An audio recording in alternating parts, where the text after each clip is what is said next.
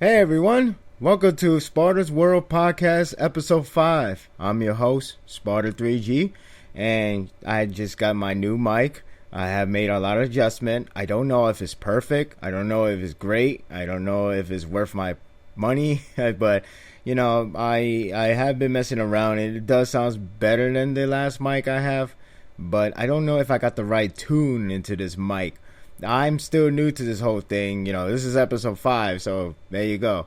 I also have a new software for the whole podcast recording studio. So maybe, I'm still learning how to do this whole recording system.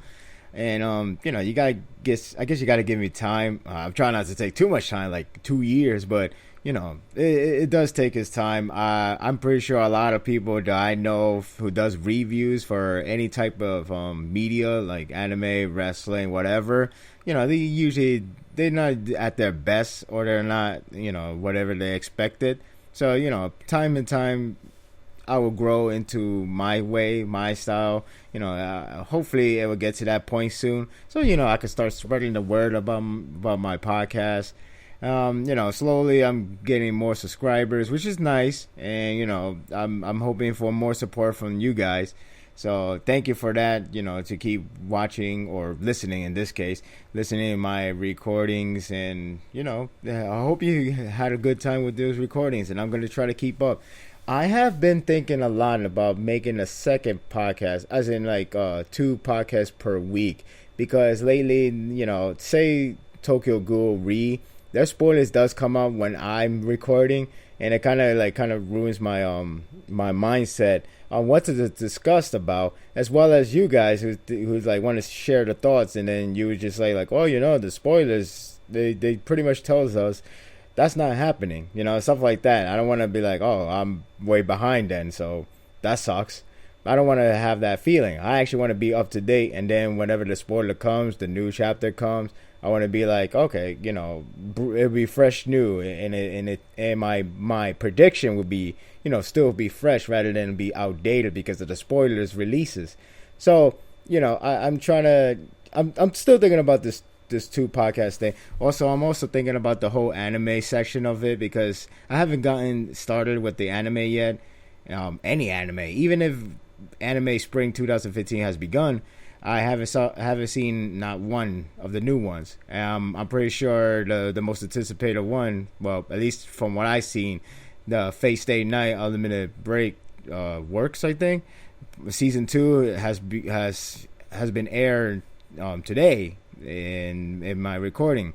And I don't know about Digimon. I that's one thing I would definitely see, just for nostalgia's sake. I'll probably talk about it in here, or probably in a Tumblr.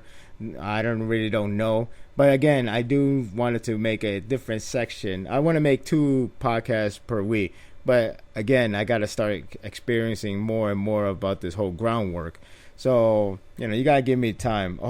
But I do appreciate the recommendation of an anime, what to watch. Some of them are a little bit surprising. Some of them are the expected one, mainly the Fate Stay Night one, because it is something that people known for a while, and it is kind of a little bit baffling that I have not seen the anime series. Well, the latest work. I mean, but hey, I was putting myself into a hiatus from anime, and from manga side, I have been reading more than watching. The only thing I have been watching is I'll try to finish off with Tokyo Ghoul in order to give my real opinion of the anime before it will come off kind of funny with me talking about the anime and I have not seen it. Even though a lot of people has been telling me, or a lot of people has been spreading the words at Tumblr that the anime is pretty bad, at least compared to manga. I'm not sure about standalone wise, though. A lot of people still didn't like the standalone edition as well. Mainly the Route A. The first series, it's passable because it stays true to the story. Route A, it takes a risk, and unfortunately, it didn't succeed at making it seem like a worth taking journey, since it is a separate story and it has a separate moments his own kind. I know there's like that one big plot twist that happened at the very end, which been hinted from that poster, even though it was covered up. But the idea is, they that's the main hype. That's the main drive for people who wanted to see something different, even for manga readers. Like, they're curious who's going to be the ones to take the fall. So, I gotta see that. I am going to start seeing anime that came from spring. I'm hoping, a lot of them got sub. I know Funimation and Crunchyroll has been attaining these licenses to sub them, which is nice. There are some anime that didn't get, their license, so I'm hoping for the fandom to actually try to sub it, because some anime, they're going to be a really good one, but they're going to be incredibly underrated because, not a lot of people in here would know about this series, just the people in Japan. So I'm only hoping I get to see like most of them. And I'm still going to see the one that came from winter's season because, one that caught my attention was Death Parade. As I still want to see Parasite, Death Parade is something else I actually really, really wanted to see. And a lot of people seems to like it, and it seems to be a very emotional ride. So, I'm just gathering all these animes, and I'm still gathering up the manga side. I have been reading Haikyuu, which is really, really good. It's a really good sports manga. Who would have thought volleyball would be so much interesting? Not that I hate volleyball. I never hated it. I just think the people in here, at least in the United States or even New York City, let alone, I think it's just a very overlooked sports. Because you don't have those national leagues. Maybe they do, but I just don't hear it. You don't hear anything from it. It's obviously football, or basketball, the baseball. Those American sports, stuff like that. So, it's always interesting to see anime manga series take a gander at the sports that hasn't been really utilized in America. I'm maybe in Japan it's pretty popular. I don't know. I can't really say, but the volleyball theme, the whole teamwork, the whole characters, everything about that series is really well done. So, I would like to review it. Maybe not here. Maybe if I have room for the second podcast episode, I could do that because that's the last one that really comes out very late. I'm not gonna include the Tokyo Ghoul because I like to consider it as very early. So I'm still planning everything. You gotta give me time. So spring 2015 animes has already started, and not sure what's the critics saying for each of them. We still have Fate Stay Night, which should be airing already, or if not already aired today as I recorded this episode. And I don't know when Digimon comes out. I think it's supposed to be today, but I'm hearing some weird rumor about being delayed, but I don't think that's the case. If it's so, then that's pretty strange. I guess it's a nostalgic factor, gotta wait, right? So, we'll see. Noragami, another series I actually wanted to take a look at if I get the chance. Season 2 has been greenlighted, and a lot of people were happy about it, and I guess they got too excited for it. I'm not sure when it's coming out, but it got greenlighted, so that's really good for everybody who is a fan of the anime Noragami. I hear the manga version is pretty different, but maybe I got the wrong one. But either way, for the anime sake, it's pretty good news for them, and good for them because I always hear good things about the first season. I've been hearing that from my friend. I gotta watch that. It's pretty cool. It's really it's kind of unique in some form of way. So I'm definitely gonna give it a try. Maybe I go for the anime and then read a manga from start, just to see any difference, or just to see if the anime really goes too differently. I don't know, but all I know is I'm actually interested to see more of those. So, season 2, good for them, right? We have more information. Well, actually, the first information of both Naruto the movie, or Boruto, as people like to call it. I call it technically is Boruto. I think I'm saying it wrong. So, but yeah, I'm just gonna call it both for now. But yeah, both detail has been surfaced, and it's funny because the movie is coming out in summer. I believe it's gonna come out on August 7th. So when it comes to April always bring out the very first detail or the very first hint of the movie. Like you got Road to Ninja, the first detail was like everybody looks different except for Naruto, Sakura, and basically the parents, because the idea is this a parallel, not parallel, alternated universe. So in this case, the only information we got is that Boruto is pretty much, I'm saying Boruto now. So pretty much he's taking over the show. He X-marked his dad final cover, volume 72. Kind of ironic, but yeah. And I believe he calls him, pretty much he says, "Watch me, shitty old dad." Or shitty old man, something like that. I remember that I seen it in the news, a normal website. Pretty much they had to say crappy old man, but it really is shitty old man. So, but anyway, the point is, it seems like he still doesn't like his dad, or at least still have problems with his dad, which a lot of people feel like is kind of stupid, because it feels like the last chapter was either retcon or just got erased. Because it does make Naruto look kind of bad in a way. When you think about it, it's supposed to be his life lesson right towards to Boruto. So all of a sudden he's like, okay, I'm still rebellion. I still don't like your dad. Maybe he does like him, but the idea is his attitude is really not a good start, at least to me, because it keep reminding me of Naruto. The part 1 days, the early days. It feels like we're just doing this for the nostalgic trip sake. I mean, it's not so bad, but it sounds like, but to me, it feels like, the nostalgic does wear off. And it always gives you the ideas that, what if you're a newcomer and you started to read the manga right now, after it finished? What exactly the opinion of a newcomer would think? What would it be like? Would it be the exact same? Because I see in a lot of opinion, always keep saying, this was like a weak series. But, the 15 years trip, it was such a great ride, and I applaud for that. It's like, they always give that credit. It's like a 1 point credit for being nostalgic, because you spend your time with this series for the past 15 years, or whatever, how long it depends when you started. Like for me, I started this series 10 years ago, if not 11 years ago, because we're kind of 2015 now. So I spent this a pretty long time. I spent over 10 years, and, nostalgic is fine, but sometimes you just have to let that go for a moment and just think about the overall, and you only come to your senses like he's either good, he's either that good, or is it bad, or really that bad. So you can't really just let the nostalgic just overtake your factor.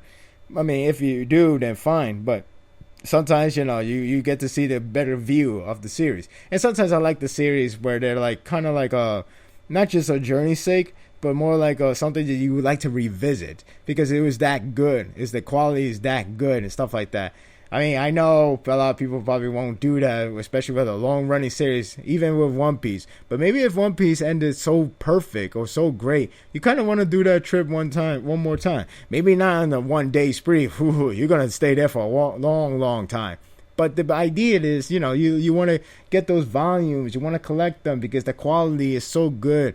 But if you just do it for memory's sake, then it's okay too. But that's just not me. I'm just saying from my point of opinion that, nostalgia does wear off. I noticed in that manga, Naruto, it relies on a lot of flashbacks, and of course it does have a lot of flashbacks, but it's funny because I just didn't notice until now how much the flashbacks are so presented in that series.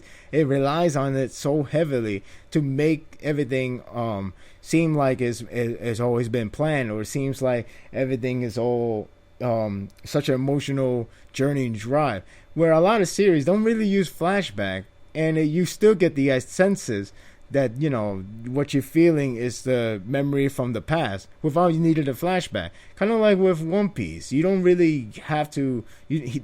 Oda doesn't really need to use the flashback to present Luffy's old enemy when they return in the latest arc, and you get the idea like, oh yeah, now I know this character. It's not like he's like the main boss. But you get the idea what they're trying to say in writing. So it's a good writing. Flashback, well, it's not bad. You could tell Kishimoto, he's using the power of flashback in order to give you the better sense. The flashback, it not only kills time, which it does, because I still remember a lot of people complaining when Naruto meets Sasuke once again, and it kills so much time with one chapter. And then the new thing is Naruto saying, "Why you didn't kill me before when you have that chance?" And then he come close, try to stab him, and that was the end of the chapter, or something like that. It was quick. But the point is, it relies on the flashback not only to kill time, but try to make it look like we all care about this so much because we remember this or that, as if we keep forgetting. It's like every TV series where it starts off with previously, and it always spoils you in some form of way. So I don't know. No, but anyway, Boruto movie. The only detail we got is pretty much he's taking over the show. We got the design of him and Sarada, and pretty much there seems to be the same age as you saw from chapter 700. Boruto pretty much the same. Sarada has her own outfit. Actually, it's not her own. It's pretty much a remix, a barely remix of Sakura with Sasuke sleeve parts and a Uchiha crest behind. I don't know if this is something that Kishimoto just decided to put it in all together in a fast rate, because it come off a little bit weak design. Like I said, it's a remix. Boruto I could accept because it seems new. It isn't like too identical to Naruto. It's him. It's his own design, which that's okay. But with Sarada, it seems like a lazy design for last minute, probably because her old design wasn't a ninja like, it was just a civilian like. So I guess maybe Kishimoto just came back from vacation and he was told, hey, she needs an outfit. Oh crap, she does. Boom, I put that outfit, got it from Sakura, mixed with some Sasuke and that Uchiha crest. That's why I get the assumption. But whatever. And there's not much detail to it. If you combine the detail from the previous interview, which is the idea of having Sasuke being a part of the movie or part of the main aspect of the movie, I'm going to guess this movie is going to be like Piccolo and Gohan dynamic. In other words, the friends or rival of your own dad and the son of that dad, stuff like that. If it's like that, I guess the movie will be okay, but I'm not too interested for that kind of case. It's cliche. It's been there, done that. It seems like he's borrowing a lot of things that's been established. Unless there's something else, I don't know, but I'm not that excited. We will see with more detail. We'll see more info. What can it bring? But in the meantime, I'm not thrilled at all. So we have one last thing before we get to the reviews, and that is Dragon Ball Z Resurrection of F, which is Frieza. Frieza's back in this movie, and there is a movie spoilers. In fact, the entire summary is there. I guess because it's the early screening that just appeared not so long ago. So, I read the movie spoilers. And if you don't want to hear the spoilers, I would say try to skip ahead maybe 10 minutes or maybe 5 minutes. I'm going to make this quick. I'm going to try to do this before 5 minutes ends. So here we go. Basically, the movie is that Frieza came back into pieces. He was wished to be to pieces. And I believe Sorbet, I think that's his name, he came back. He's basically the last leftover of a Frieza henchman. Came back, get the pieces from the Dragon Ball, and they resurrect Frieza by technology, which I don't mind that much at all. And they resurrect him. He went back to his first form because you got to start from somewhere. Frieza's back, and pretty much the only way to challenge Goku, especially where Goku got Super Saiyan God, is to train, because Frieza never trained in his life. As it makes sense in the way that Frieza never trained because he was gifted to be that powerful, it is really ridiculous that Frieza managed to train for 4 months, and he's somehow stronger than Super Saiyan God. I'm not sure it's stronger than Super Saiyan God, but I just know he could match up well, which is really, really odd. But what you gotta do is Dragon Ball Z. You can't really think too much of it. So pretty much Frieza became so powerful after 4 months of training. They went to Earth. They start kicking ass. Frieza fights Goku, of course. And then Goku shows off his Super Saiyan God.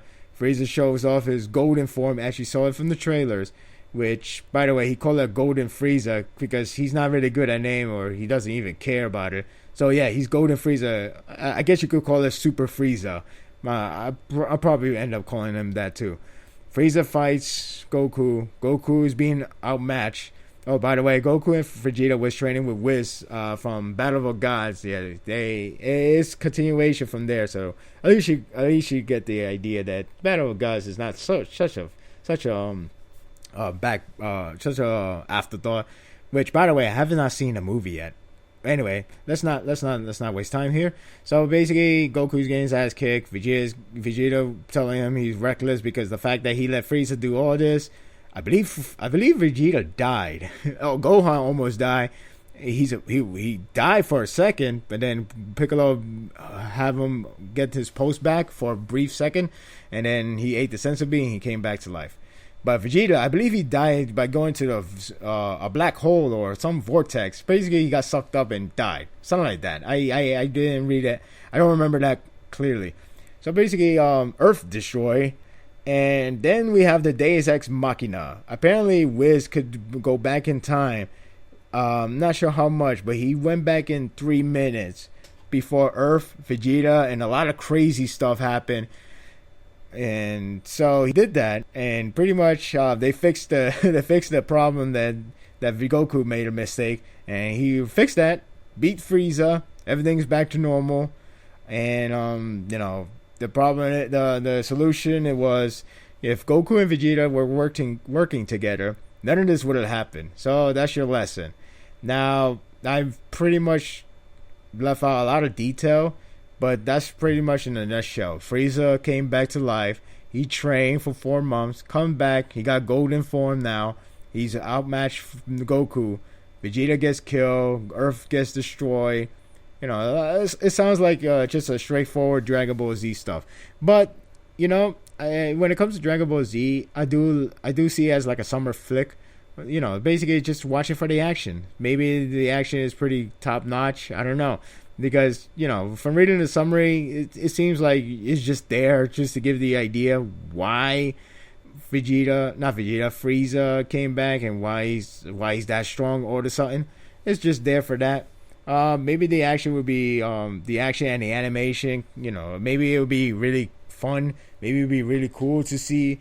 That's how Dragon Ball Z works. I mean, I haven't seen Battle of the Gods, as I mentioned, and I hear some mixed reviews on the Battle of Gods fighting sequence. Maybe it's like maybe the animation wasn't that top notch or anything.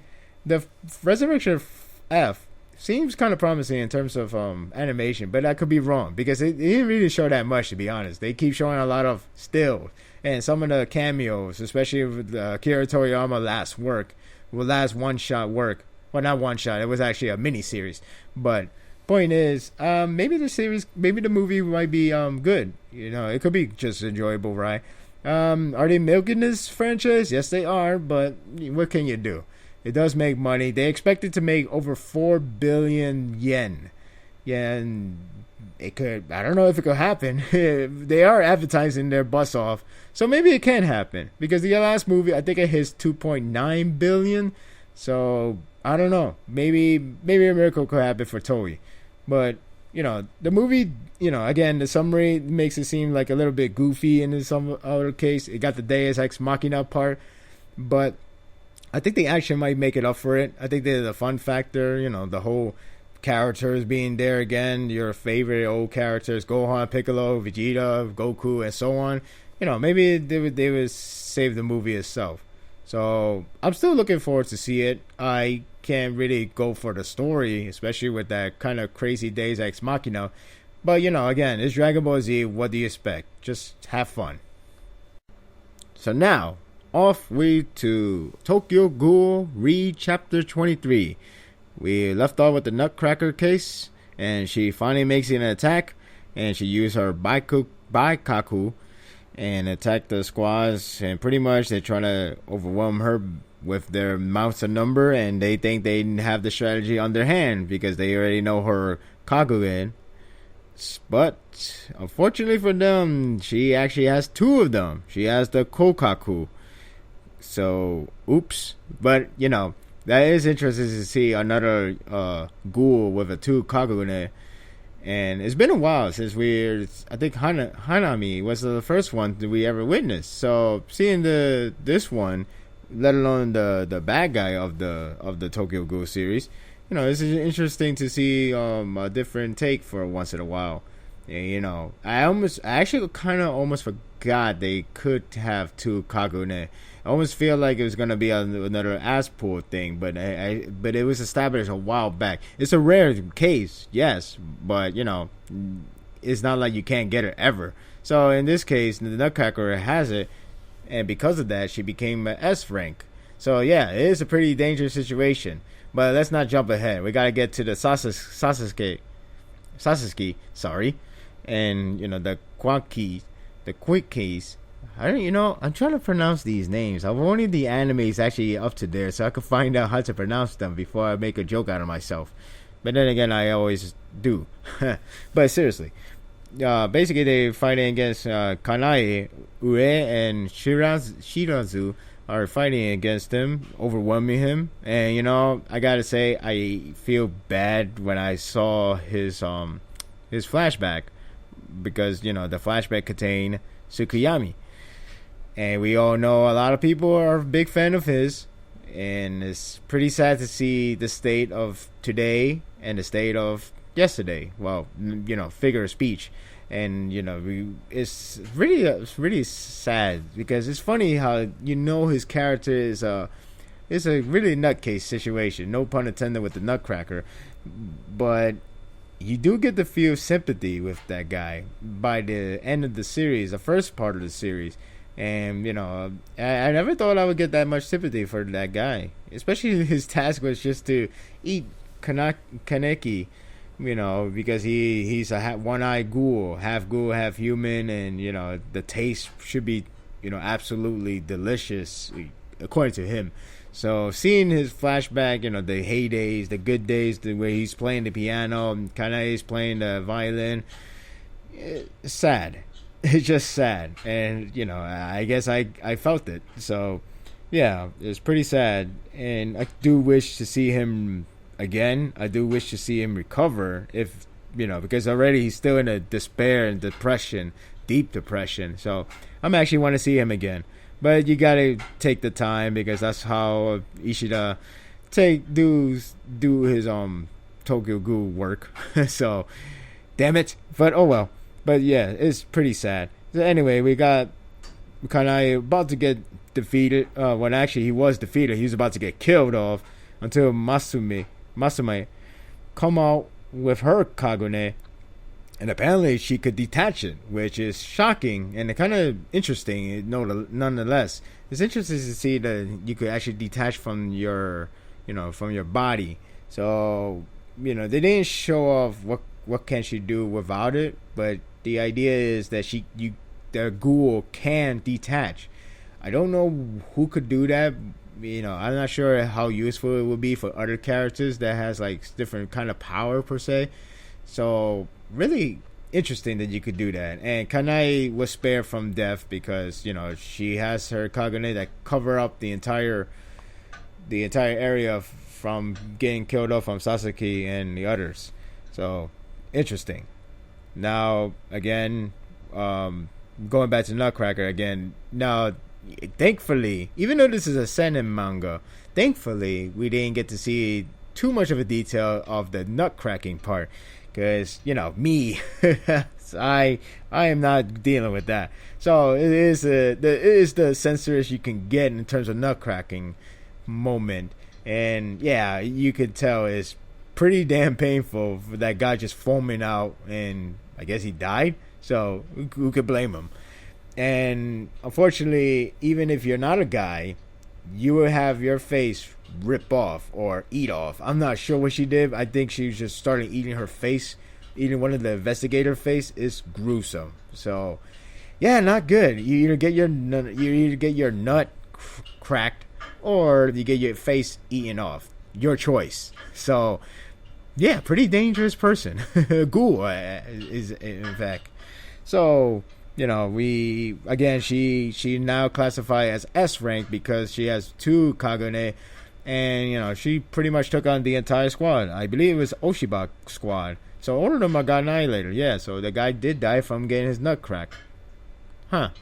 So yeah, Sasuke, thankfully he's not like a typical, well, it's not shonen, but still, you get the idea that Sasuke is a pretty smart guy. And instead of like leaving the area because the mission is almost done, even though Akira and Naki are still fighting according to the chart that we actually get to see later on, even if it looks like the mission is ended, the case is not really closed because he gets the idea that Agiri are protecting the madam from them, and they didn't really disappear. In fact, they're hiding until the investigators until they all disappear themselves.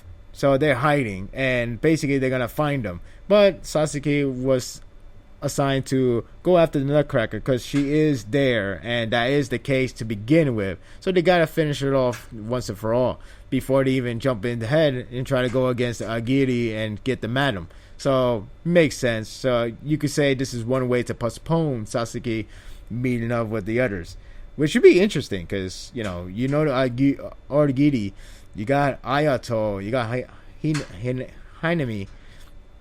And, well, basically that's about it, if I recall, from the memories of Kaneki. Something that he's fond of. Well, he's not fond of Ayato, but he knows that that's Toka's brother, sorry. And, Hinami is an interesting case because, they have a nice brother-sister bond. So, I guess you gotta wait again. Again, Ishida does play people's mind of the past series because this is all about take your time, patience. Everything builds up for a reason. Everything all comes together, and you just have to keep waiting. So I'm interested. I'm very interested to see that moment, but wait up. So pretty much the Quinkies squad and Sasaki are gonna go over to the Nutcracker location and take her out once for all. And before doing so, Sasaki decided to have Ue escort Masuki out of the building and pretty much go back to the headquarters. And he congratulated him for a job well done because of they managed to do the ambush. They managed to get this close, so not so bad. Oh, by the way, Masuki didn't have her Kagune. His Kagune didn't have his Kagune. So I guess that explains why he used the fire extinguishers. Yes, I'm getting confused with the gender, but sorry. Anyway, that explains why he used the fire extinguishers. And yeah, I guess that explains that. But he is a rookie, so it's understandable why all this pressure is getting to him and stuff like that. Makes sense. I still want to know what's that whole ordeal with the family being killed by him, no less. I don't know what's all that, but I guess you gotta wait up again. So we get the map, the little map of showing where they're heading to, where everybody's going. It feels like this whole One Piece style. With One Piece, you always get like a lot of scenarios within one area. So it feels like One Piece. And I like this, and I hope it doesn't take too much time because One Piece does take a lot of times when they focus on one area to the next. But if it's like One Piece as well, in terms of even though there's a lot of focus, even though there's a lot of scenes, a lot of scenarios going on with one area, you for some reason one chapter you could actually cover up to 3, if not 4. So as long as this guy Ishida doesn't do a bleach, as in take one chapter to have one explanation done with a lot of space taken over, we'll be good. So I'm interested to see where it's up to. I'm interested to see what's going to happen next for Sasuke, because I feel like his memory and the Kaneki dark side, I guess you could say dark side, because he was wild, will take over again in this arc. So very interested to see how this all plays out. And also, Ure saying sorry at the end. I always assumed that he was going to be the poison of the group, as in somebody that's really troublesome to deal with this teamwork thing, because he is about promotion. He's thinking about promotion this, promotion that, the achievements, stuff like that. Ego, I guess you could say. He has that kind of problem. Actually, he does have that problem. But we'll see what the sorry leads to. Now, I mentioned before that I really want to change up the scheduling on the podcast review, mainly to get two of them, because there is a spoiler. I'm not going to say it here, but let's just say the cliffhanger of this chapter actually is not what you'd think in terms of the bad part of the scenario, the worst case scenario, as you could say. A lot of people predicted, oh my god, he's gonna do something bad, this bastard, stuff like that. I was one of them, to be honest, too. I just call him poison. So with the next chapter, I got spoiled for like some parts, and in a way, it's a good twist. I'm not sure you could call it twist, but I actually want to see how it plays out. But I guess you could say it's not what you expect. Overall, this chapter, I really enjoyed it. I really like there's a lot of information. I like the nostalgic with Tsukiyama, or Shu, Master Shu, as Kanai would call him. I really miss that guy. There's so many good characters in this series, I like the action. I like that tension from the Nutcracker. Is the detail of intention, that fearness, because again, either you're a guy or girl, you're gonna get killed in the worst possible way by Crush. I don't want to even say it because it's just hard for me, man. But yeah, either that or get your face eaten off. Your choice, or your humanity choice, as in.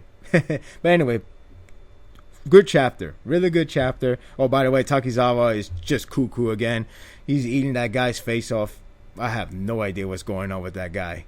He got his wish. He got his wish that he don't want to die. He got his wish, but this is fate worse than death. Much worse. Boy, I cannot wait for the Doflamingo versus Luffy. It's gonna be awesome. It's gonna be epic. The fight that has been waiting for so long. Because Doflamingo is such an asshole. You just want to see his ass kick. Or if you're a big fan of him, you just want him to kick some ass. I want to see these fight. These two has to have a huge brawl. These two are so hyped. But of course, this chapter did not go to that level because we have to take care of one more crewmate. And, I was hoping for an easy one shot, but, for the last chapter with that kick, which was kind of funny. But, yeah, this chapter, let me get this out of the way. This chapter was actually good. It was actually pretty good, actually. I like this chapter. I enjoyed this chapter. But I will be honest, I am so ready for the fight, and this chapter did provide that fight sequences between Luffy and Doflamingo, and I was enjoying it until again Trouble, I believe that's his name, and he's the last remaining member of the Flamingo family. He interfered in the fight, and pretty much I guess you could say he killed the hype for you guys until the next time, which I'm hoping it might be the next chapter. Though I think it's going to take place the chapter following. So, with this chapter, you start off with them, pretty much squaring off.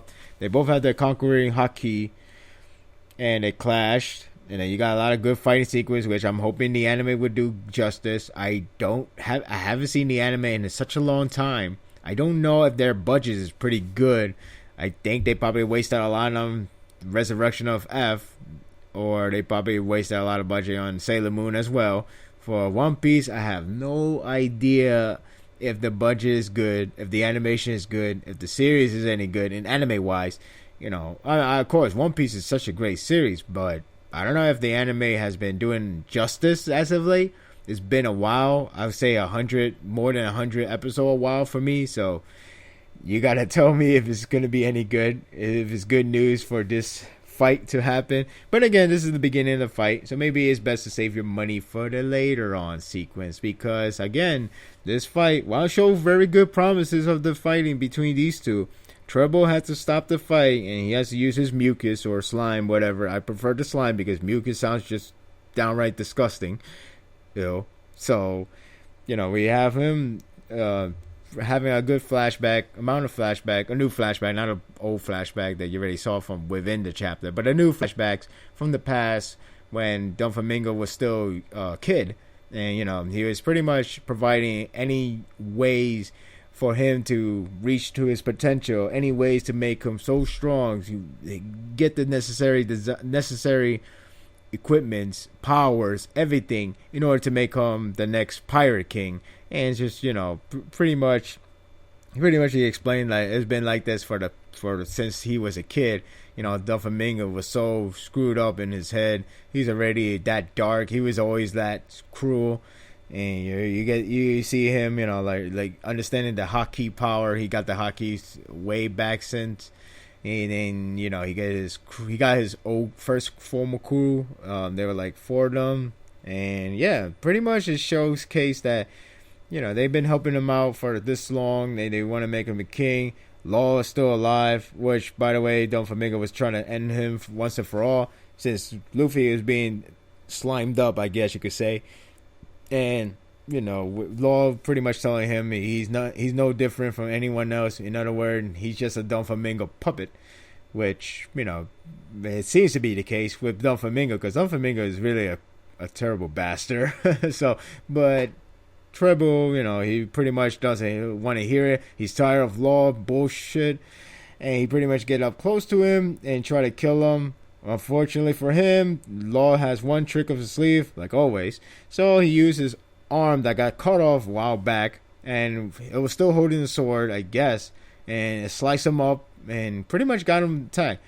It got him right where he wanted him. So, surprise, surprise, he's actually a really skinny guy. That's One Piece for you. One Piece always has some wacky character design, mainly the character design. Oda always known for doing this case, and this one is no exception. So yeah, he's pretty skinny, really, really skinny. And yeah, the mucus, the slime, because prefer that, is the one that really makes him look like he's a gigantic guy or big guy, whatever. So because of that, Treble decided to blow up in order to kill Law. But not only that, pretty much blowing up everybody who's in that rooftop place. So that's how the chapter ends. It's more of a insight of Doflamingo, how he rises to that power, how he gets to that top. Since Treble was like pretty much the first guy to meet up with Doflamingo as a kid, they pretty much helped him, get him everything he needs in order to get his payback, and not only payback, but just be the next Pirate King. So, it's interesting. Like I said, the fight sequence looks great. I'm hoping the anime does its justice. I don't know if they're good enough right now, because I haven't seen the anime in such a long time. It's such a shame that Treble has to speak up and he has to explain his side of the story, which, again, it's not bad. It's good. It's nice to get more insight of a character. But again, a lot of people's patience are running thin, especially when they want to see this fight happening. And we have been in this arc for quite a long time. I believe over a year, or even much more than a year.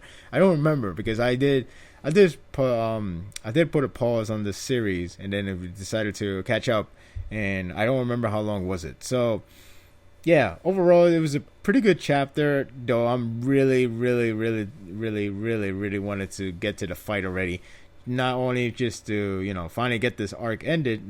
It's not a bad arc. It's good, actually. It's still pretty good. The ending has to make it solid, though. If the ending is anticlimactic or a little bit weak, or too typical of a One Piece, that's gonna hurt this arc. Especially this arc has been going on for such a long time. it has a lot of different scenarios. The whole king, the whole ruling, the whole the other crews, the Marines is crazy. So I'm trying to keep it focused. So I'm hoping the ending makes it a huge deliver. I hope it delivers great. So overall, it's pretty good chapter. Can we get to the fight, please? On to Bleach chapter 622. And this chapter was not bad. It was much better than the last week chapter. It's not saying much because the story hasn't moved anything forward. Instead, we have a conversation with Aizen, Gotai, and Kuroko. So there's some good interactions, but not much to say to this. So Aizen is back again. As I said, he's back. Yay! But hopefully he doesn't make too much convoluted to the story. The story is it's not that hard to figure it out, but don't need to make it too out of place, out of control. But anyway, point is Aizen is back, and it did start off nice with the whole Rukia. Hate the fact that Aizen is back, and he was like telling her, we haven't spoken in such a long time because I remember I used you and all that stuff. And seeing you being the captain, congratulations on your end, and now everybody acknowledges your services and stuff like that. Kind of neat. So pretty much Gotai didn't like the fact that this guy is back. Kuroko has to explain the reason why they're doing this, or the reason why he did it is because they need more manpower. They need to fight back with evil, I guess. So fight evil with evil, in this case Aizen and Yauch and the Quincy team. So again, a lot of people feel very uneasy about this whole thing, and they didn't like the fact Kyoko is the guy that actually agreed upon himself only that Aizen should be back, should be the one to help them out, and God knows what happens next after Yauch is taken out, or even before Yauch is taken out. For all we know, if Aizen finds a way, an Asshole could do it, finds a way to get out of the seal, then they all screwed. So, that's something to think over. But maybe he will always be sealed. He will always be sitting on a chair, and the series ended on his own. So who knows? Anything is possible. Again, Asshole is there to use. So Kyoko explains to them, like they gotta do this. There's no other way. It sounds terrible idea. It is terrible idea, but what can you do? He got to do it because he needs more manpower. And he used the term of being evil. Gotai, I'm not evil. So what that place mean? That's something that nobody couldn't even argue back because it's all about the train of thought. So yeah, I thought that was a neat part of the chapter is with the whole going against the idea of using Aizen and Kyoko explanation and all that stuff. I thought that was a neat part of the chapter. And again, Aizen is still sealed because Kyoko only released 3 seals for the seal on the mouth, on the left eye, and the ankles. So other than that, he's still covered up, but he's still powerful as hell, apparently, because I know he was that powerful when we last saw him, but geez, man, how powerful is this guy? He could just he only released for some part of the body, and yet he could do all that craziness. He took out the whole entire swarm with a Hado 90 Kyohisuki. I think that's how you say it. So he pretty much took all of them out in the breeze, and everybody's like, my God, I forgot this guy is still powerful as hell, and he still got stronger. He still gets stronger as time goes on. So in other words, I think he is stronger than Ichigo. So there you go. He just had to sit there and he just let the power going up. I guess he didn't need 4 months to get better than Ichigo or anybody else. But anyway, so Aizen took all of them out by himself. Gotai still doesn't like this whole idea, and they find it very dishonor, and they find it like disrespectful to the entire team. And Kuroko is like, you know what? You could kick my ass, you could hate me all you want, Right now, I just want to protect the entire world or Soul Society at this very case. So yeah, he acknowledged this is a bad thing. This is disrespectful. This is terrible. But hell, you gotta do what you gotta do. You know, even if it going back to somebody that you hate or everybody hates. So overall, this chapter wasn't so bad. It's not much to say. The interaction was neat. It was nice enough to see the Rukia and Aizen started off, especially with the last part. It's like they didn't want to leave out anything from the last arc. Well, not the last arc, but the last time we saw Aizen be in a prominent role and all that other stuff. So it's nice to see all that stuff coming in. Aizen is opening up the space to head over to the King's Palace. So it seems like the Shinigami, the Goten group, are finally getting to the palace, and we're gonna probably see them, Ichigo and everybody else all together now. So I guess once that happened, that's where we get our final set of actions, a final set of battles. Unless somehow there's more Quincy out of the blue, and it's gonna take more time. This arc is gonna last a long time. In fact, it's actually a good possibility that this could go another year, barely. I mean, you never know, because the fighting can stretch out, and who's to say, with these Quincy leftovers and Yauch, who's to say it won't spread out for like a volume worth for each of the characters? I know a lot of people will be like, oh god, no, but hey, he could do that, so be ready for that. Fairy Tail chapters 426. All right, here we go. I gotta say, this arc has been just developing with more information, and of course we are gonna focus on Gray, and apparently he's an Avenger, the usual anti-hero stuff you see. But maybe it will last not so long. Maybe it will just end in this arc.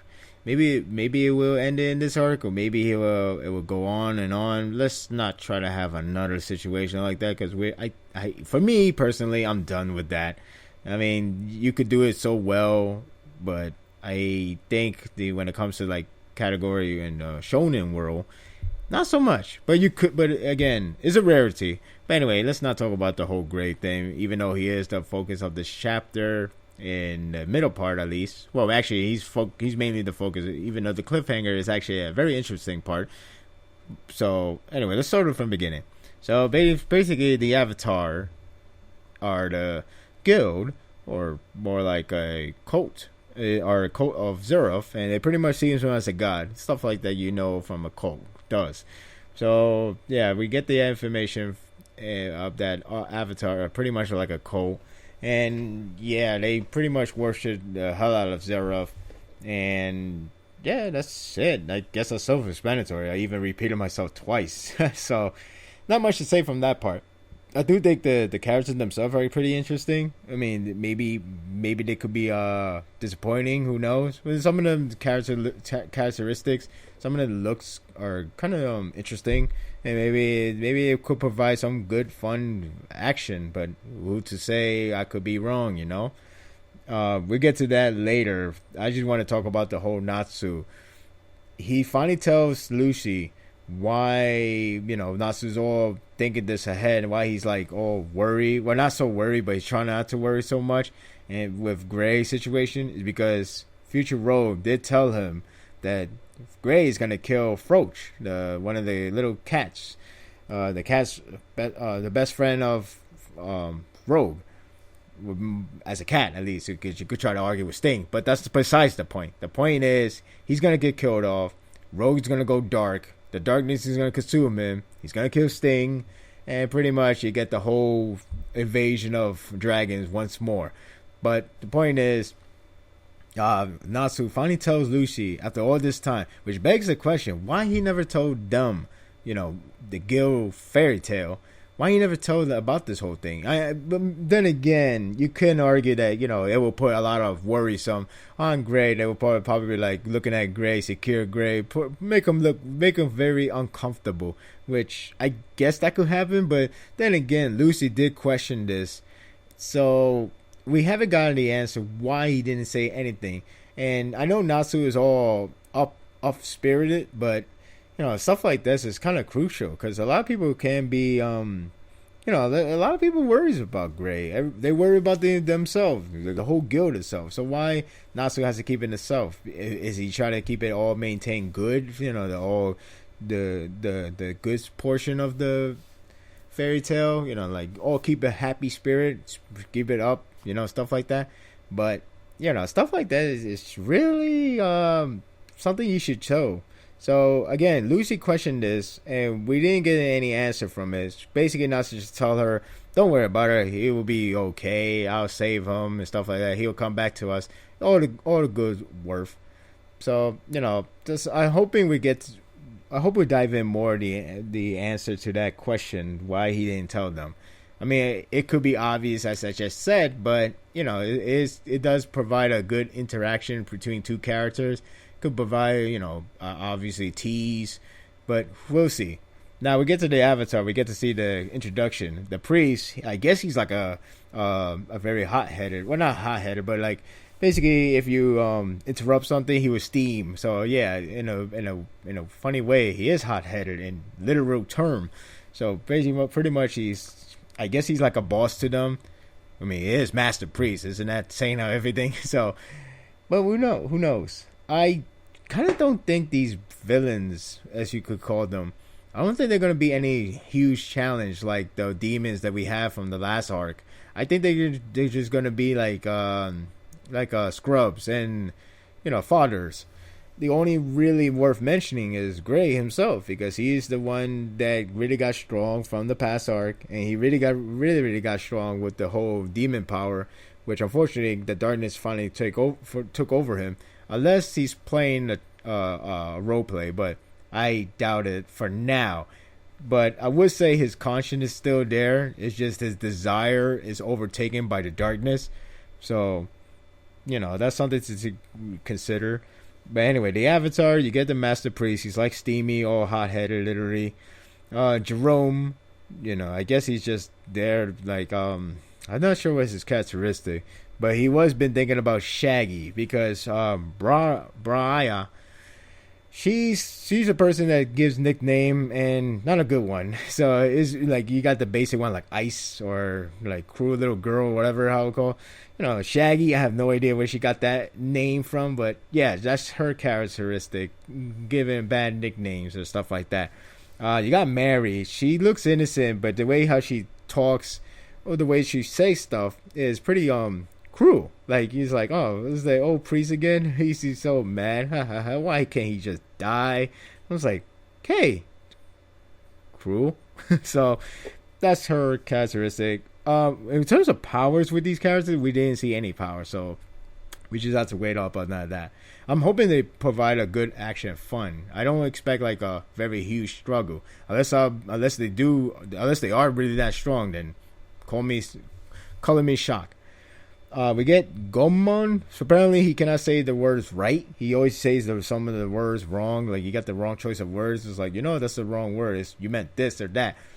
That's his characteristic. D6. Nothing to say. He's just there with a mask. Abu. It kind of looks interesting. I try to say he probably has a power of voodoo though, but then again, that would be the same thing as the 2 arcs, 3. Let's just say the part 1 of Fairy Tail.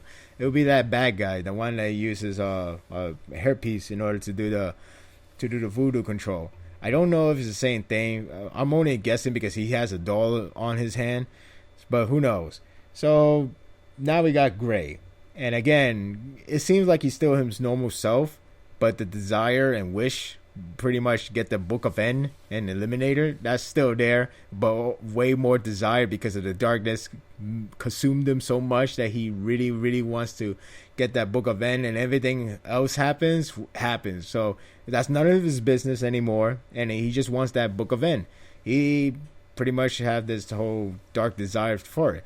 And everybody keep telling him not telling him, but everybody keep thinking the same thing. This darkness really consumed him. He's really, really, really, really want to get that book. He really don't care about anyone else but himself.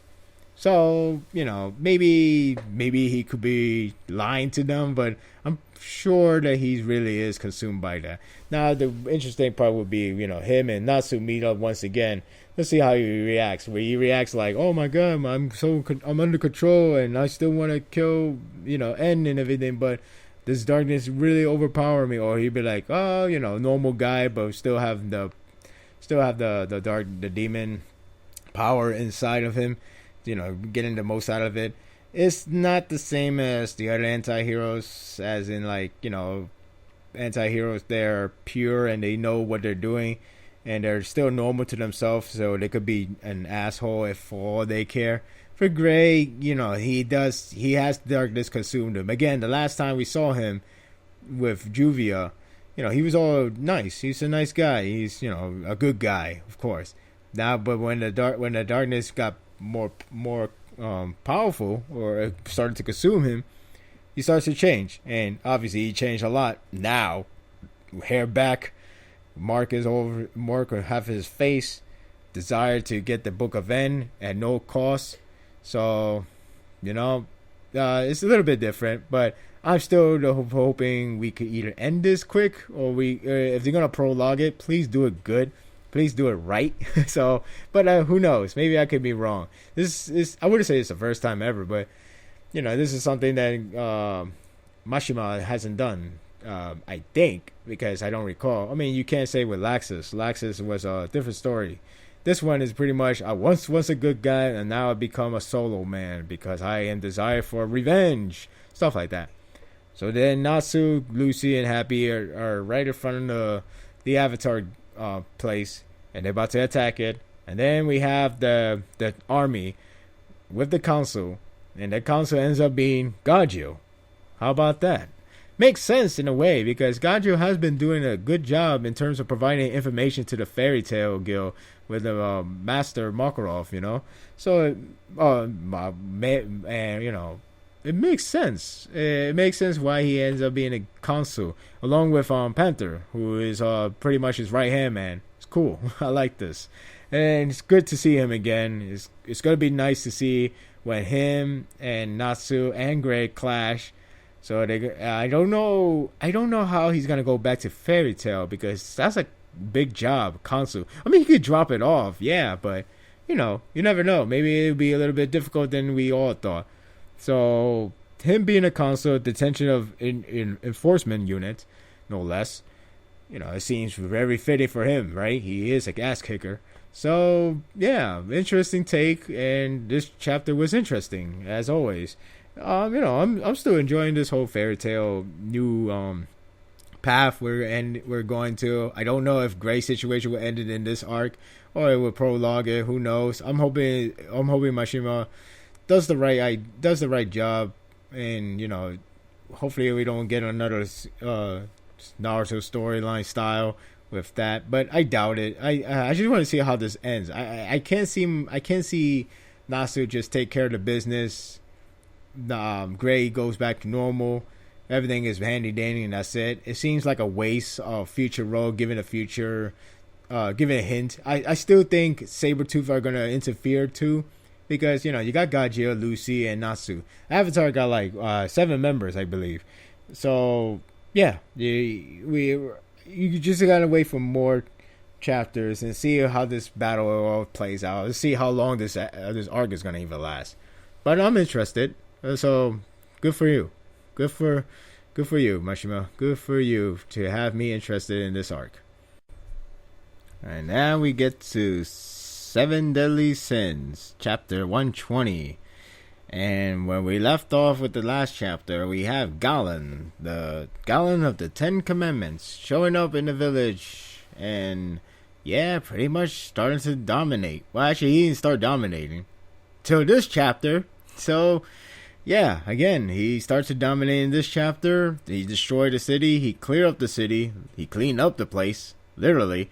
So, yep, this guy is no joke. And pretty much this entire chapter was a showcase of his power and some crazy scenery. Mainly like Melodus taking a hit, or his clones taking a hit, and he got a pretty brutal stab I keep forgetting this whole thing is still I forgot that this, a lot of different series from the other shonens, they don't really show that much detail of blood and cuts and that stab even. I mean, they do, but it's kind of a rarity at this case. I mean, I'm not sure. Maybe there's like a different policy. I don't even know. It's funny that I don't even notice that Fairy Tail is very, very, very light on that. If not, just light. So, or if not, there is none. It's funny how that works. But yet we get all those fan service, right? We still get fan service in this series as well.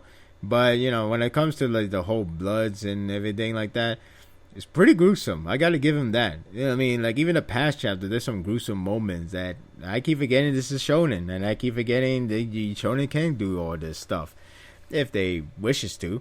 So anyway, with Galen, he is pretty a dominant force. He's level 2600. That's his 2600. I'm sorry, 26,000. Yeah, that made it even better, did it? So yeah, that's his level. And then Merlin asks Hawk to check on the power subcategory one, and it ends up being 0. And if Hulk thinks it's broken, because how could you be 26,000 if your power is 0? Thinking it's broken, and kind of want to reassure. It's like it's no problem. This 26,000 is BS. But Merlin is like, well, because of the fact that he's level 26,000 and he has the power of 0. That means the seal is still in place for now. It's still taking effect. But if it goes away, then they all screw. And the power level, is going to be way higher than that. So in other words, this is the only shot they have to defeat the 10 Commandments. That's really easily said than done. So yeah, this is a real bad case. This chapter is to showcase the power of Galen, one of the 10 Commandments member, and he really destroyed them. He really beat the hell out of Meliodas and then Diane, who grew back huge because Merlin canceled the power of, the shrunk size. She canceled that out, and then she got her weapon back. And then she was about to strike hard on Galen, but unfortunately he reversed it somehow, and pretty much she struck her own self and pretty much knocked her out. Well, she's not knocked out, but she got hit hard. So wow, I don't even know. This guy is way too powerful, and like I said, it's actually a good upside to the fact that these 7 deadly sins. Here we go. 7 deadly sins are like, really powerful group. And yet they're getting their ass kicked by 10 Commandments, these demon clan. And they really are that strong. So Galen is no obsession, of course. And again, it gives you the intention of like, wow, this is insane. The 7 deadly sins were like top tier. So what's going on? We just meet a new, even higher top tier. If not, God tier. So these are no jokes, guys. And Galen still kicking ass. Merlin was trying to use her teleport power on Galen. And it's funny how Hawk thought it went well, and thought of an idea like, if we could do that, why would we not just teleport him into a volcano or something? That way, he would just die easily, stuff like that. Which is a good point, but here's the problem: Galen just jumped just in time, so she pretty much missed in some sort of way, or rather, he escaped from that teleportation, and then he appeared right behind her, and that's where the chapter ends. So pretty much all case of action, show off the power of Galen, pretty much one part of the 10 Commandment, and it really shows you the huge difference between him, or even any member of 10 Commandments, and the 7 deadly sins. Is no joke. So pretty much we only got like appetizers with the whole holy nights and everything from the past chapters and arcs. This one is the real deal. This one is like, well, you're about to meet your maker, So overall, I really enjoyed this chapter with this whole crazy action scenes with these nice brutalities, and I know I'm not sure how much progress we're gonna make for the next chapter. I'm actually curious how they're gonna defeat Galen, or they're gonna make Galen or escape from Galen or anything. My best guess with Meliodas will go to the demon form, and he probably start wrecking havoc. But we'll see, because I feel like if only Elizabeth was good in her own power, now would be the great time to recover everybody or do something more, be a good supportive. Unfortunately, she's still new to this whole thing, and she's trying to find a way how she can be useful. Maybe she will find it in the next chapter. I don't know. All I know is this is bad, real bad, and I'm liking these actions. I'm liking this tension rising higher and higher because of the fact that these demons are no joke. They still partially seal, and when they're no longer sealed, everybody's dead. So I'm hyped. I'm hyped for the next chapter. I'm hyped to see how this is gonna get away with this situation. Again, my best guess, Meliodas goes to the demon form mode. So we'll see. We'll just have to wait and see. And lastly, we up to Boku no Hero Academia chapter 36. As you recall from the last review, I was actually anticipated for this next chapter, which is this one. And it lived up to my expectation. I mean, either that or maybe a bit above it. Now, here's the thing. I know Bakugo was going to win this fight. I think everybody knew that he was going to win this fight. The fact is, it was about Uraraka, or Choco, and, her performance. Because we know she could be a good support. She could do that gravity thing. Is impressive. She has helped her friends for past chapters. But what about if she was by herself? What about as a fighter? It is interesting to see what can she do as a standalone fighter with just a power of gravity, which can be helpful. And thankfully, this chapter showcases what she can do with that kind of power. Not just a defense side, but an offense side. Or even not just a support side. So, I was impressed from this chapter. I was impressed how the mangaka utilized her. The only thing I could wish for is the fight to last longer. Not only because, I was into this fight, but I actually want to see the potential of this series can go. Again, the last time we got that was with All Might going against the villains, and it was cool to see how the action goes on. So I'm hoping to expand it more. And I do think we're going to start getting that in the next chapter, if not the chapter after that. Mainly the second round of the whole tournament. I do believe we're going to get more showcase. But anyway, let's get to this chapter. With this chapter, Bakugo versus Uraraka, going squaring off to each other. And, from the last chapter, Deku did provide a strategy, provide all the notes to find a way to go against Bakugo. But it turns out to be the same situation, same strategy as Uraraka thought of. So in other words, it was not really it's not really needed necessary for her in order to find a way to beat him. In fact, she was smart enough that she knows what she is capable of and what he is capable of as well. Well, not full extent as the fight goes on, but the idea is the strategy is the same thing, and it goes to show you that she knows well enough for her own power. So I like that additional little tidbit in that moment, because again, if she were to take the Deku strategy, it would make her look like, oh, you got lucky, even though Bakugo believed that that's the case. But she's really smart her own self, even if her personality doesn't really show that much. I mean, I'm not saying she's really an idiot. She's not. She's just, up cheering personality, like, the whole gambate, stuff like that. Point is, she's not just a sweet angel. She's not that. She's more than that. So in this fight, she, trying to get the strategy of reaching up to him first in order to provide no gravity on him or whatever. Basically, give him control of gravity. She has to touch Bakugo in order to do that. And because of that, she has to get close to him.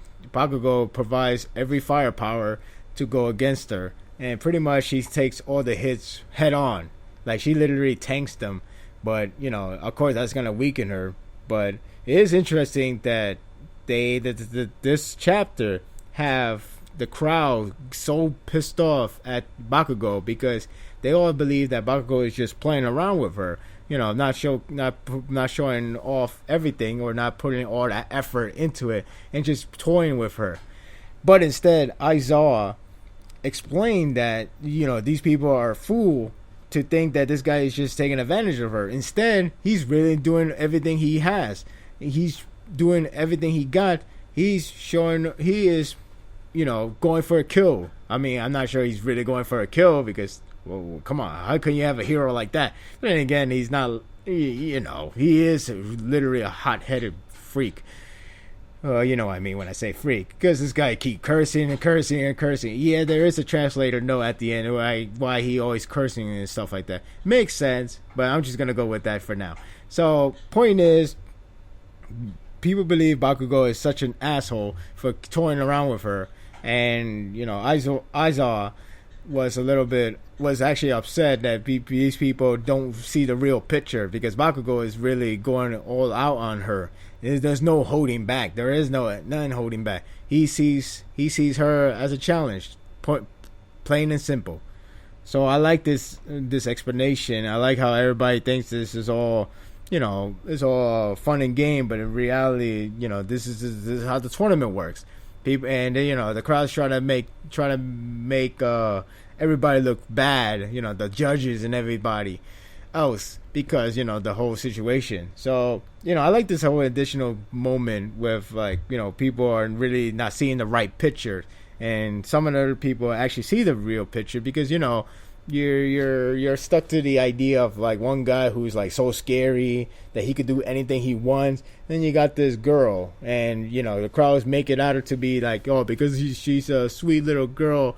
You can't let this freak monster taking down her like this and stuff like that. But I guess you could say this is a little bit like a different way of saying girl power.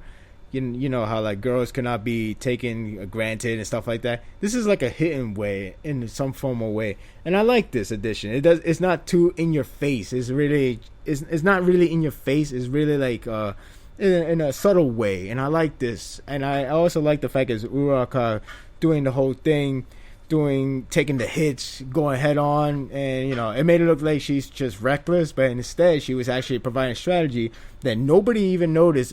Very few noticed, but nobody noticed that she was providing stockpiling her weapons, those little craters, those rocks and everything, the one that Bakugo was destroying. So basically she gathered all of them out, and then she makes it a meteor shower, no less. And it was pretty impressive to have that strategy using gravity, stuff like that. That can be helpful. You could say you see if you get I don't know, say you manage to grab this rocket and it's about to shoot, and then before it goes off to the outer space, you could control it and redirect it because you already touched it. So you had the full control of it. I think this is actually pretty damn cool.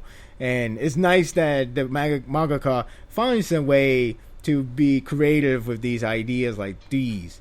So she got her meteor shower, if you could call it. Yet she has more strategies to go. She even provided an idea of what to do next. Either he counters them, either he dodges them. She has more strategy to go. And she still had her super move. I'm not sure what is it because again the fight ends here, and Bakugo destroyed the entire meteor. It's well, that was easy and stuff like that. But then again, you could argue it wasn't that easy because he said that was close. Damn, that could have actually beat me down. They could have ended. Luckily for him, he's really that strong. So yeah, that's gotta be tough on Uraka, and she still didn't give up. Now, the main problem here is that, not the chapter itself, but the main problem of the fight with Ruaka is she has a limit. She ran out of limit. Again, she was already talking about strategy and what to do next.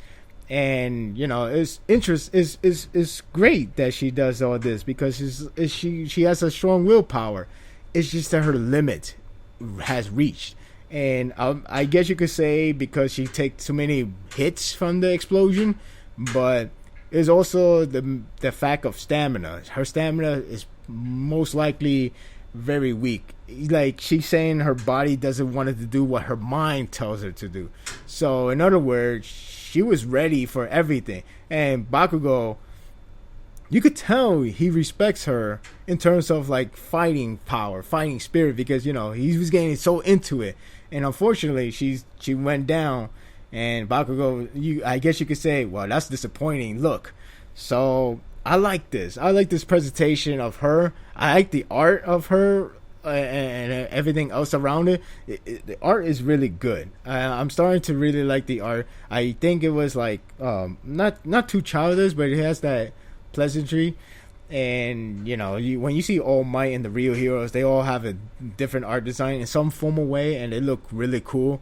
In here, when you provide stuff like this for like characters like Uraka, it could really make them really connected with the willpower, emotion, attachment. And then with her, she came off looking good, and she didn't really come off really weak, because again, she fought head on. She did her best. She had so many different strategies, and I love how she didn't give up at all, even if it's like bad, even when stuff came bad, like even when things gets worse, especially where Bakugo just obliterate the entire meteor strike. So even if that was the case, she still didn't give up. It was her body that gave up, because she was at the limit. It was the whole stamina limit. Now imagine if she was like higher stamina. In that case, she could have gone on. She didn't do her super move. She was already providing strategy of what to do next. She was just stunned the fact that Bakugo managed to destroy in one strike, in one sweep. That's the only surprisement. But she's not gonna give up. It's just that the stamina made her give up. Her body made her give up. It sucked. It made me feel bad when she was like, calling out her dad's dad, calling her, saying daddy. You could tell she really wanted to win. She really tried. So she lost. Bakugo advances to the second round, and that's it. That's the chapter. I really like this chapter. It met my expectation. For a person that didn't lose, it felt like it was a win. It's one of those case of scenario where even when you lose, you sometimes feel like a winner. And because especially when it comes to presentation like this, I enjoyed it. I didn't feel like she was buried or ruined. I'm saying buried as in like getting your character. I'm trying to describe this. It came from wrestling. Bury pretty much just destroy your reputation, destroy your credibility, destroy every momentum you once have. So it's like that. Uroka still has potential. She has her super moves. She's a great support. She could be a good fighter, like one-on-one combat with that strategy of hers. It's just her limit. It's her limit that beats her. So I will wait long enough to see. Okay, maybe not too long, but I think when the time she gets better, when the time she wins a fight or anything like that, it's gonna be very impressive. So I really like this chapter. I didn't give up on her character, and that's a great thing. Now the next chapter, I think it'll be the next chapter, because it depends. The next chapter could be a fallout from her defeat. And I can see Deku being more motivated to beat Bakugo, because Bakugo is a really strong guy, and Deku never really beat him. We win in one of the scenario, the one of the missions, back in the old chapters, but he never beat him. He even acknowledged that he can't beat him, but now in this tournament he has to beat him. I mean, yeah, you could get ring out unless they change the rule at the finals. So in other words, he has to win. So this should be very interesting to see what's Deku going to say about this whole situation between Bakugo and him. And, but first, if the next chapter goes straight to the battle, we're going to have Deku versus Shoto, which should be very interesting. And I do think this is where the potential of the series could finally shine. And that would do it for this week's episode. I just got my new mic. I hope it does well enough for you to hear me clear. And, I hope I got the right adjustment, the right tuning. Otherwise, I had to do it again. And if it's not good, maybe the worst case scenario, I have to buy another mic, right? So, let's hope it's not that case. I mean, of course, there's always gonna be a better mic out there, but right now I would like to use this mic, and it's so far I do like the design and this comfortability.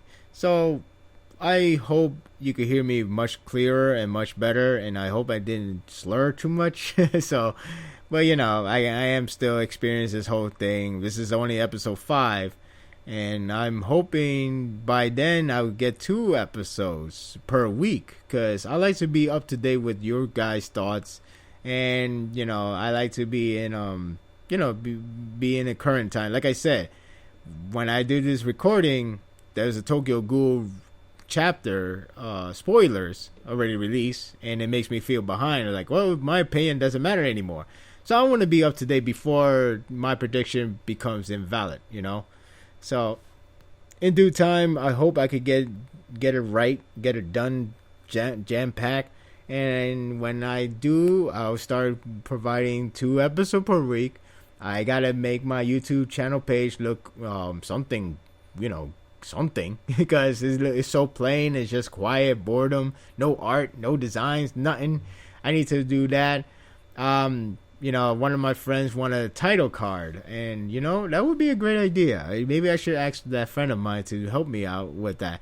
You know what I would like though? An introduction song of my podcast would be that interesting, because my idol, as you could, for the lack of a better word, my idol has an introduction song for himself, and I would like to get those for myself as well. I'm not sure how. I also want to do a transition style, like from one episode, from one review to the next, such as like you get to Tokyo Ghoul, then you're gonna hear a transition song or something to give you the idea you're about to head to One Piece, instead of for me to do a 2-second pause and then we go to One Piece. I want a way to transition from one review to the next, or even from one category to the next. I was trying doing that, but unfortunately, copyright infringement beats me. So I gotta find a different way. It was, in my mind, it went well, but unfortunately, copyright infringement beat me down. And again, maybe if I was in a different channel, not on YouTube or anything else, maybe I wouldn't have that much freedom. But unfortunately, I don't. So you gotta learn the hard way. You don't have that much freedom anymore in the internet world. Well, in some world you can, but you know what I mean. Like the mainstream one, like YouTube. So it's kind of unfortunate, but what can you do? But so I'll find a way, and I'll start to updating my podcast style and everything else. So hopefully, you guys continue to support me, spread the word, subscribe to my channel, and then, hopefully when I get a lot of more subscribers, more views, I'll start spreading the words myself through Tumblrs, through different forums, and start tagging them so I could have people attentions, But in due time. Until then, I'll see you next week for more reviews. Take care, everyone.